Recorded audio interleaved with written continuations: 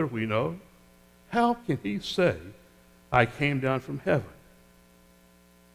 Now, when you think about it long enough, these people came to Jesus, and they wanted to do business with him, just like a customer walks into a store and wants something for pay. They wanted to do business. Think about the absurdity of this. They wanted to do business with Jesus, the soup kitchen.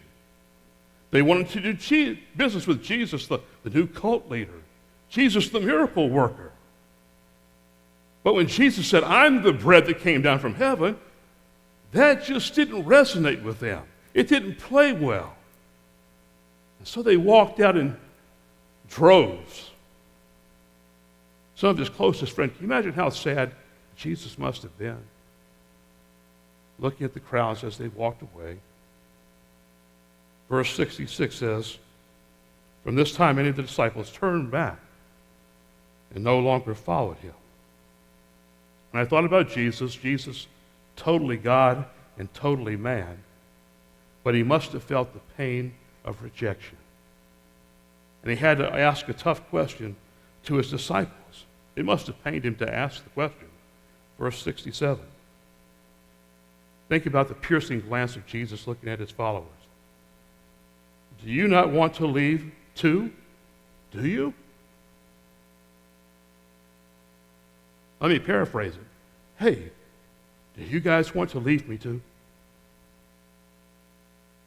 And I believe there was probably dead silence. And all of a sudden, rusty, crusty Peter stood up like he always did and said, Lord, to whom shall we go? You have the words of eternal life, and we believe and we know that you are the Holy One from God. Peter understood what the crowds had missed. The apostles were not there to have fish sandwiches. They weren't there to start a revolt against Rome.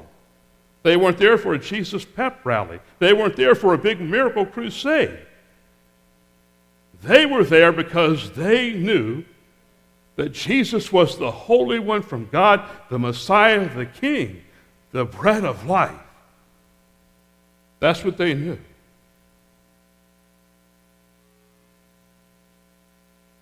All they needed was what they already had, Jesus himself.